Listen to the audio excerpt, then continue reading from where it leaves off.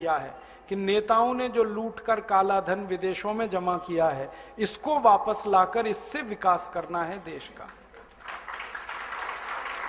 और ये लूट का धन 258 लाख करोड़ है, कोई मामूली रकम नहीं है। इसको वापस लाके विकास करना है। आप बोलेंगे ये कैसे आएगा? इसको वापस लाने के 4 रास्ते हैं। पहला रास्ता है कि जिन विदेशी बैंकों में ये धन जमा है, उन बैंकों में यह धन निजी संपत्ति के रूप में जमा है। व्यक्तिगत संपत्ति, किसी नेता की, किसी अधिकारी की व्यक्तिगत संपत्ति, निजी संपत्ति।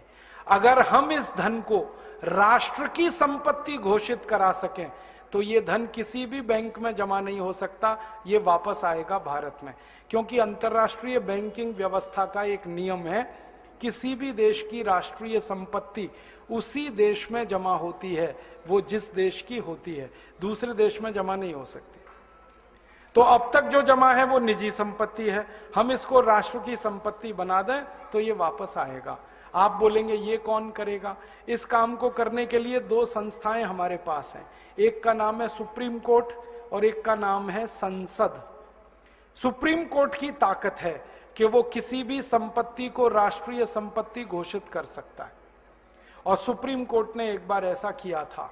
यूरिया घोटाला हुआ जब नरसिम्हा राव के जमाने में, तो 133 करोड़ रुपए चला गया था देश के बाहर।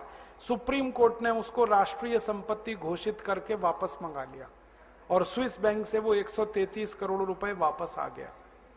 और पता है, वो नरसिम्हा राव के बेटे के खाते में जमा था। हाँ, और सुप्रीम कोर्ट ने नरसिम्हा राव के बेटे को जेल भेज दिया। प्रधानमंत्री के बेटे को जेल भेजा था, वो मैं भूला नहीं कभी भी। सुप्रीम कोर्ट में इतनी ताकत है। तो हमने सुप्रीम कोर्ट में एक मुकदमा लगाया है अभी 6 महीने पहले, ये जो भारत स्वाभिमान नाम की संस्था है ना, इसकी तरफ से। और मुकदमा हमारा एक ही है कि अगर यूरिया घोटाले का पैसा सुप्रीम कोर्ट ने राष्ट्र की संपत्ति घोषित किया था, तो चारा घोटाले का भी राष्ट्र की संपत्ति है, बोफोर्स घोटाले का भी राष्ट्र की संपत्ति है, सभी घोटालों का पैसा राष्ट्र की संपत्ति है। और इस तर्क से अगर सुप्रीम कोर्ट सहमत हो जाए तो 258 लाख करोड़ को राष्ट्र की संपत्ति वो घोषित कर सकता है। और ये घोषणा होते ही हम इंटरनेशनल कोर्ट ऑफ जस्टिस में जा सकते हैं फैसले को लेकर, और आईसीजे ऑर्डर करे तो दुनिया के 70 देशों की बैंकों को पैसा वो वापस करना पड़ेगा भारत को। इस उम्मीद में मुकदमा लगाया है हमने। 6 महीने हो गए। 6 महीने तक ये